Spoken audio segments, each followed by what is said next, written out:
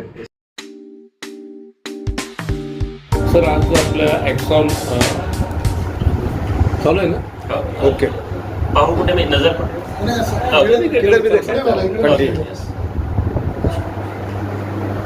ॲक्सॉन neuro care, ॲक्सॉन neuro care. आज ॲक्सॉन neuro care हॉस्पिटलचं उद्घाटन झालेलं आहे. आपण MBBS के मुंबईकडनं झालेले आहेत आणि मॅडम पण आहेत. हा तुम्ही दोघं मिळून चालवणार आहात का ॲक्सॉन न्यूरो केअर सेंटर? नमस्कार, मी doctor Ramdas Solanke, neuro physician, व माझ्या मिसेस श्रीमती डॉक्टर आदिती काळदाते सोळंके, त्या रेडिएशन ऑन्कॉलॉजिस्ट आहेत. ॲक्सॉन न्यूरो केअर या इन्स्टिट्यूटमध्ये आपण हे OPD बेस्ड इन्स्टिट्यूट आहे. इथे आपण OPD बेस्ड सर्व्हिसेस देणार आहोत न्यूरोलॉजीच्या पेशंटला आणि ऑन्कॉलॉजीच्या पेशंटला. सर, मेंदू निरोगी ठेवण्यासाठी काय करावं? अच्छा, जसं आपण निरोगी आयुष्य किंवा हेल्दी लाईफसाठी ज्या गोष्टी सांगतो इतर अवयवांसाठी, त्याच गोष्टी मेंदूसाठीही लागू पडतात. जसं की विशेष करून मेंदूच्या बाबतीत झोप आवश्यक असते, वेळेवर जेवण, वेळेवर झोप. या व्यतिरिक्त जसं वय वाढत जाईल तसं BP, शुगर या गोष्टी कंट्रोल करणे व नियमित व्यायाम करणे. व्यायाम जो असतो तो जो रिकमेंडेड आहे ब्रेनच्या हेल्थसाठी, तो असा असतो की आठवड्यातून 3 ते 5 दिवस 30 मिनिट ते 50 मिनिट मीडियम एक्सरसाइज हा व्यायाम आवश्यक असतो. त्याच्या व्यतिरिक्त जसं की कोलॅटरल सर्क्युलेशन वाढवण्यासाठी, जेणेकरून स्ट्रोक हा जो जसं प्रमाण आजकाल खूप वाढलेला आहे त्यापासून बचाव करण्यासाठी कोलॅटरल सर्क्युलेशन फार आवश्यक असतं. ज्यावेळेस ब्रेन स्ट्रोक येतो सर, तर त्यावेळेस लोकांनी काय केलं पाहिजे तातडीने? सर्वप्रथम ब्रेन स्ट्रोकची लक्षणं ओळखणे आवश्यक आहे. तर ब्रेन स्ट्रोकची जे लक्षणं असते ते आपण सांगतो की फास्ट या स्वरूपात लक्षात ठेवा. फास्ट म्हणजे F म्हणजे फेस डेव्हिएशन म्हणजे चेहरा वाकडा होणे. A म्हणजे अफेजिया म्हणजे बोलता न येणे किंवा बोलायला अडखळणे. तसंच स्पीच म्हणजे बोलता न येणे. हे थोडं रिपीट करा. सर्वप्रथम स्ट्रोकची लक्षणे ओळखणं आवश्यक आहे. ते लक्षणे आपण अशा प्रकारे लक्षात ठेवतो. फास्टमध्ये F म्हणजे फेस. कोई भी पैसा इसलिए नहीं देता है कि आपके पास कितनी बड़ी डिग्री है. आपको पैसा तब मिलता है कि आप अपनी स्किल से कंपनी का क्या फायदा कराते हैं. अगर आप education end skill, education knowledge देगा, स्किल पैसा देगा. नॉलेजेबल इंसान अगर पैसा नहीं कमा पाता है ना, सबसे तकलीफमय जिंदगी उसी की होती है. इक्विनिक्स लर्निंग हमेशा सीखने और आगे बढ़ने के लिए नए अवसर प्रदान करता है. साथ ही बिना किसी अतिरिक्त चार्जेस नौकरी पाने में भी मदद करता है. इक्विनिक्स अपनी श्रेणी में सर्वश्रेष्ठ और दूरस्थ इंटेलिजेंस ऑपरेशन टूल्स से कंप्यूटर कोर्स प्रदान करता है. क्लाउड, नेटवर्किंग और हार्डवेयर जैसे कुछ क्षेत्रों में तुरंत नौकरी मिलती है. डेव्हिएशन, चेहरा वाकडा होणे. A म्हणजे आर्म वीकनेस, एक हात किंवा एक पाय जड होणे. S म्हणजे स्पीच म्हणजे अफेजिया म्हणजे पेशंटला न बोलता येणे किंवा स्लरिंग. आणि T म्हणजे टाईम, हा अर्जंट टाईम आहे हॉस्पिटलमध्ये जाणे जिथे स्ट्रोकची अत्याधुनिक पद्धतीने उपचार केला जातो. याला पॅरालिसिस म्हणावं लागेल तसं? पॅरालिसिस ही एक जनरल टर्म आहे. पॅरालिसिस म्हणजे एक हात किंवा एक पाय किंवा चेहऱ्याचा विशिष्ट भाग न काम करणे. त्याचे भरपूर कारण असू शकतात. मसलला डॅमेज, नर्वला डॅमेज किंवा ब्रेनला डॅमेज. जर ब्रेनला डॅमेजमुळे जर वीकनेस आला तर त्या पर्टिक्युलर पॅरालिसिसला आपण स्ट्रोक किंवा पक्षाघात म्हणतो. तर थोडक्यात पॅरालिसिस ही एक मोठी टर्म आहे, ब्रॉड टर्म आहे, ज्याची अनेक कारणं असू शकतात. आणि स्ट्रोक म्हणजे त्यापैकी एक विशिष्ट कारण आहे ज्यामध्ये ब्रेनला एक तर रक्तपुरवठा कमी पडतो किंवा रक्तस्राव होतो. स्पाईनचं तुम्ही हे दाखवलेलं आहे. स्पाईनमध्ये स्पॉन्डिलिसिस वगैरे सगळं त्याचे लक्षणं कशी होतात? स्पॉन्डिलिसिसची मेन लक्षणं म्हणजे पाठ दुखणे किंवा पाठ ताठ होणे किंवा कंबर दुखणे किंवा कमरेत लागलेली कळ एका विशिष्ट पायामध्ये जाणे, याला आपण सायटिका म्हणतो. ही स्पॉन्डिलिसिस किंवा स्पाईन संबंधी आजाराची लक्षणे आहेत.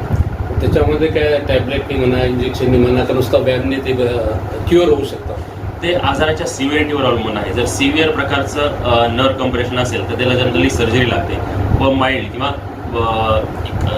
कमी स्वरूपाचं कम्प्रेशन असेल तर त्या टॅबलेट आणि फिजिओथेरपीनं कमी होऊ शकतं. ते पेशंटच्या आजाराच्या सिव्हिरिटीवर अवलंबून आहे की त्याला गोळ्या औषध व्यायामानं ठीक होईल किंवा सर्जरी लागेल. बस सर, आपण बघत आहात की संभाजीनगरमध्ये 40च्या वरती पार आहे. अशा याच्यामध्ये काय काळजी घ्यायला पाहिजे? एक तर म्हणजे ब्रेन किंवा न्यूरोलॉजी किंवा इतर कोणत्याही आजारापासून वाचण्यासाठी विशेषतः उन्हाळ्यात जेव्हा टेम्परेचर एवढं हाय असतं तेव्हा अतिशय जास्त उन्हाच्या वेळेस बाहेर न पडणे, खूप आवश्यक असेल तेव्हा बाहेर पडणे, जेव्हा बाहेर पडत असाल तेव्हा पांढरे कपडे घालणे ही काळजी घ्यावी व कानाला रुमाल बांधणे, पांढरा रुमाल बांधणे. पांढरे कपडे किंवा पांढरा रुमाल यासाठी की पांढरा रंग हा एनर्जी रिफ्लेक्ट करतो, जेणेकरून बॉडीची हीट वाढणार नाही. नर्वबद्दल सांगा सर. नर्व संबंधी जे आजार असतात त्याला आपण इन जनरल न्यूरोपॅथी म्हणतो. न्यूरोपॅथीचे भरपूर कारणे असतात, त्याच्यातलं मुख्य कारण म्हणजे डायबिटीस किंवा शुगर, वाढलेली शुगर हे आहे. आणि इंडियन पॉप्युलेशनमध्ये डायबिटीसचं प्रमाण खूप जास्त आहे. तर त्याचा योग्य उपचार व योग्य निदान करून आपण इथे ट्रीटमेंट करतो. त्यात भरपूर टेस्ट असतात, त्याच्यातली मुख्य टेस्ट म्हणजे NCV किंवा NCS, नर्व कंडक्शन स्टडी, ज्यामध्ये नर्वच्या करंटची तपासणी केली जाते व योग्य उपचार करून त्याला पेशंटला. तुम्ही कोणती नवीन टेक्नॉलॉजी वापरता का सर्जरीसाठी? सर मी न्यूरोफिजिशियन आहे. जर सर्जरी लागली तर आपण न्यूरोफिजिशियनकडे रेफर करतो. ते मेनली कंप्रेशन असेल तर त्यात भरपूर प्रकारचे कंप्रेशन असतात. एक तर स्पायनल कंप्रेशन किंवा कार्पल टनल सिंड्रोम, ज्याचं हाताची नस दबली जाते मनगटामध्ये. पेशंटला काय काय सुविधा आहेत? इपिलेप्सी, अपस्मार किंवा फिट मिरगी म्हणजे पेशंटला झटके येतात. झटके, फिट, इपिलेप्सी याला म्हणतो. हा आजार योग्य उपचार व योग्य निदान पूर्णपणे कंट्रोलमध्ये येऊ शकतो. इपिलेप्सीच्या बऱ्याचशा याला स्टिग्मा आहे, म्हणजे पेशंट घाबरतात. आपल्याला इपिलेप्सी आहे हे जर समाजात कळलं तर आपल्याला दुय्यम वागणूक देईल का किंवा लपवण्याचा प्रयत्न केला जातो. तर हे चुकीचं आहे, कारण इपिलेप्सी असलेल्या पेशंटला कधीही फिट येऊ शकते. जर फिट आली तर पेशंट समजा रस्ता क्रॉस करत असेल तर ॲक्सिडेंट होऊ शकतो. बाईक चालवत असेल किंवा कार ड्रायव्हिंग करत असेल तर तेव्हा ॲक्सिडेंट होऊ शकतो व पेशंटला इजा होण्याची शक्यता असते. या उलट पेशंटने आपला इपिलेप्सी याचं निदान करून योग्य ट्रीटमेंट घेतली तर हा आजार पूर्णपणे बरा होऊ शकतो. व इपिलेप्सी काही इपिलेप्सी अशा असतात की ज्यांचा उगम मेंदूच्या विशिष्ट भागातून असतो. तर तो जर उगम बिंदू आपण शोधला व तो ऑपरेशन करून काढला तर हा ऑपरेशननं ठीक होणाऱ्या एपिलेप्सीचा प्रकार असतो, जो पूर्णपणे कंट्रोलमध्ये येऊ शकतो. सर, आपलं ॲक्सॉन हॉस्पिटल जे आहे हे 24 तास उघडं राहणार आहे? ॲक्सॉन आपण हे जे इन्स्टिट्यूट आहे यात आपण OPD बेस सर्व्हिसेस देणार आहोत. यात नॉन एमर्जन्सी सर्व्हिसेस असतील. मेनली OPDमध्ये कन्सल्टेशन, आजाराचं निदान व मार्गदर्शन, डायग्नोसिस आणि उपचार. यामध्ये मेनली आपण न्यूरोलॉजिक आणि ऑन्कोलॉजिक डिसऑर्डरचं निदान आणि उपचार करणार आहोत. न्यूरोलॉजी संबंधी आजार जसं की स्ट्रोक, स्मृतिभ्रंश, पार्किन्सन किंवा कंपावात, स्पॉन्डिलिसिस किंवा न्यूरोपॅथी, इतर आजार किंवा हेडेकसारखे आजार. व ऑन्कॉलॉजी संबंधी आजार, मॅडम ऑन्कॉलॉजिस्ट आहेत तर ब्रेनचे कॅन्सर, ओरल मॅलिग्नन्सी, पोटाचे कॅन्सर, जेनेटेलिया, ब्रेस्ट कॅन्सर किंवा इतर कोणत्याही कॅन्सरचे मार्गदर्शन व उपचार. समजा एखादा इमर्जन्सी आली पण पेशंट जर इथे आलं तर त्याला आपण प्रायमरी ट्रीटमेंट किंवा इमर्जन्सी ट्रीटमेंट करून त्या विशिष्ट आजाराची जिथे डेफिनेटिव्ह मॅनेजमेंट होते तिथे रेफर करणार जर इमर्जन्सी असेल. सर, तुम्ही काय मेसेज देणार तुमच्या ॲक्सॉन हॉस्पिटलबद्दल? ॲक्सॉन न्यूरो केअर इथे आपण न्यूरोलॉजी आणि ऑन्कोलॉजिस्टच्या डेडिकेटेड सर्व्हिसेस देणार आहोत व पेशंटच्या या इन्स्टिट्यूटतर्फे सफरिंग्स कमी करण्याचा प्रयत्न करणार आहोत. थँक्यू. मी doctor Ramdas Solanke, neurophysician, Axon neuro care, Chhatrapati Sambhajinagar व ऑपोजिट टू DMart आपलं नेक्सॉनचं ते ॲड्रेस टाकाल सर, म्हणजे कसं ते लोक बघून ते ओके आम्हाला. ओके. मी doctor Ramdas Solanke, neurophysician, Axon neuro care व Shrimati doctor Aditi Kaldate Solanke, radiation oncologist, इथे ॲक्सॉन न्यूरो केअरमध्ये सर्व्हिसेस देणार आहोत. Axon neuro care, A2 row house, Chanakyapuri, Dargah road, opposite to DMart, Chhatrapati Sambhajinagar, Aurangabad. Kaldate Solanke, मी रेडिएशन ऑन्कोलॉजिस्ट आहे. मॅडम, आपण जे कॅन्सर आपलं आहे ना, ते कॅन्सरचे सिम्टम्स काय असतात स्टार्टिंगचे आणि ते कसे ओळखावे? मी ऑन्कोलॉजिस्ट आहे, म्हणजे आपल्याकडे मॅक्सिमम जे असतात ते कॅन्सर पेशंट्स असतात. आणि जेव्हा आपण कॅन्सर म्हणतो त्यावेळेस बरेचसे फिमेल पेशंट्स मेल पेशंट्स जे असतात ते कुठले पण सिम्पटम्स लपवतात किंवा गाठ आहे, छातीमध्ये गाठ आहे किंवा पिशवीच्या तोंडाचं कॅन्सर जर असेल तर अंगावरचं जात असेल तर ज्या फिमेल्स असतात त्या घाबरून घरी बसतात आणि मेल्स ज्यांना काही ॲडिक्शन्स असतील टबॅको चेविंग किंवा गुटखा ह्यासारख्या ॲडिक्शन्स त्यांना माहिती असतात की आपल्याला पुढे चालून यामुळे कॅन्सर होऊ शकतो.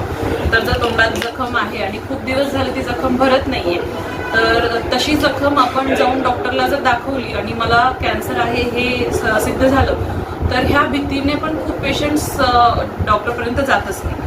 तर ह्या सगळ्या ज्या भीती असतात ह्या भीतीमुळे आपण जेव्हा डॉक्टरपर्यंत जात नाही त्यावेळेस आपण एक चूक करतो की अर्ली स्टेज कॅन्सर जे डिटेक्ट होऊ शकतात आणि जे बरे होऊ शकतात ते आपण अवॉइड करतो आणि ते स्टेज 3 स्टेज 4 मध्ये डायग्नोज होतात जस्ट बिकॉज की आपण ते लवकर डायग्नोज नाही करत. कधी कधी मेल डॉक्टर असतो म्हणून फिमेल्स त्यांच्याकडे जात नाही की आम्हाला आता लाज वाटते आम्ही कसं एक्झामिनेशन्स मेल डॉक्टरकडनं करून घेऊ किंवा मेल पेशंट्स फिमेल डॉक्टरकडे जाण्यासाठी घाबरतात. तर ह्या सर्व गोष्टी आपण अवॉइड करू शकतो.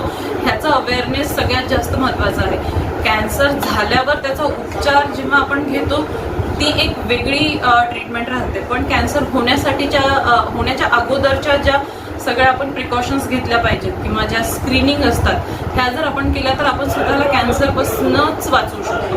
तर स्क्रीनिंग हा कॅन्सरच्या ट्रीटमेंटमधला सगळ्यात खूप मोठा टप्पा असतो. आता गव्हर्नमेंटच्या पण खूप स्कीम्स आहेत की स्क्रीनिंग करणं खूप गरजेचं असतं. स्क्रीनिंग म्हणजे दर 6 महिन्याला वर्षाला मेल असो किंवा फिमेल असो यांनी डॉक्टरकडे जाऊन स्वतःचे हेल्थ चेकअप्स करणं खूप गरजेचं असतं.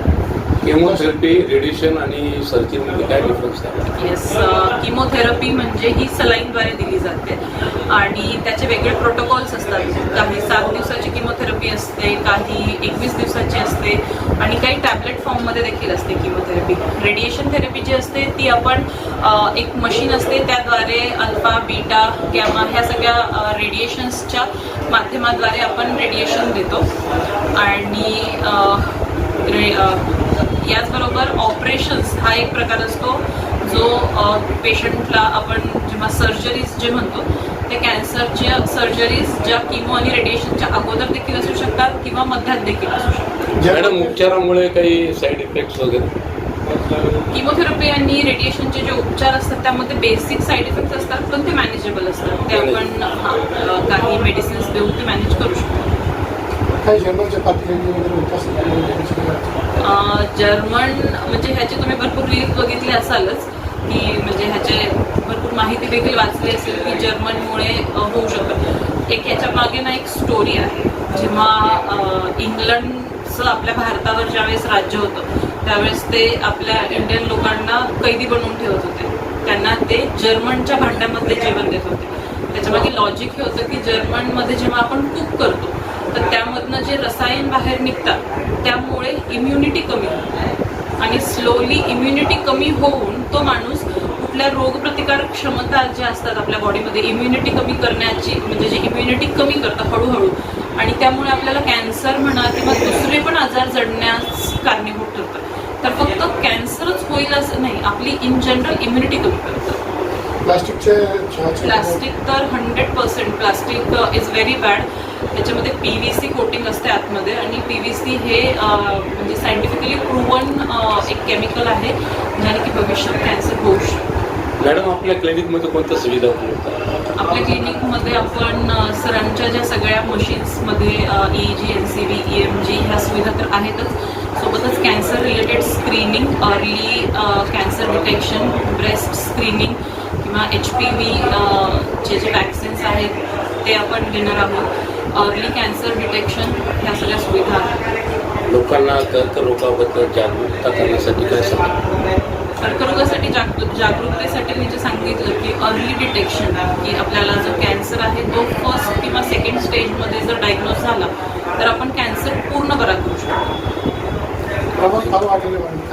कॅन्सरचं प्रमाण वाढण्याचं कारण की आपण आउटसाईड फूड जे खातो त्याच्यामध्ये मल्टिपल टाईम जे फ्राईंग होत असतं, सोबत त्याच्यामध्ये खूप सारे प्रिझर्वेटिव्स असतात, ज्या आपण बाहेरच्या फवारलेल्या ज्या गोष्टी घेतो त्याच्यामध्ये जे पेस्टिसाइड्स असतात ते, हे झालं आपलं एन्व्हायरमेंटल फॅक्टर्स. आणि जेनेटिक फॅक्टर्स असतात आपल्या घरात, आई वडिलांना, आजी काका ह्या सगळ्यांना कुणाला जर कॅन्सर असतील तर त्यामुळे देखील आपल्याला होऊ शकतं. हेरिडिटीमुळे पण होऊ शकतं. हेरिडिटरी पण असतं. आणि दुसरं असतं ॲडिक्शन्स, टबॅको, ड्रिंकिंग,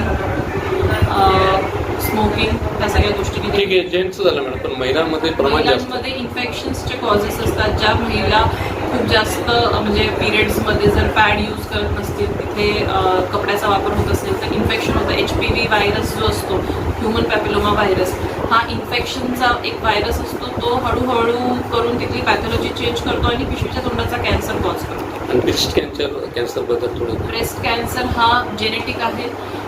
सोबत त्याच्यात एन्व्हायरमेंटल फॅक्टर्स ॲज सच काही नाही आहेत, पण एन्व्हायरमेंटल फॅक्टर्समध्ये बाकीच्या ह्या ज्या गोष्टी सांगितल्या, पेस्टिसाइड्स आणि ह्याच्यामुळे तर होऊ शकतो, पण जेनेटिक फॅक्टर्स हे खूप जास्त आहेत. मॅडम काय मेसेज? महिलांनी ज्या 30च्या पुढे आहेत आणि ज्यांना फॅमिली हिस्ट्री आहे त्यांनी स्क्रीनिंग करणं खूप गरजेचं आहे. सेल्फ ब्रेस्ट एक्झामिनेशन्स, HPV व्हायरसच्यासाठीचे जे वॅक्सिन्स आहेत ते घेणं पण गरजेचं आहे. मॅडम काय मेसेज देणार? Early diagnosis is the key. म्हणजे जर आपण लवकर कॅन्सरला निदान केलं तरच आपण त्याच्यापासून स्वतःचं संरक्षण करू शकतो आणि ॲडिक्शन्स, इन्फेक्शन्स ह्याच्यापासून शक्य तेवढं आपण दूर राहिलं पाहिजे. Thank you ma'am.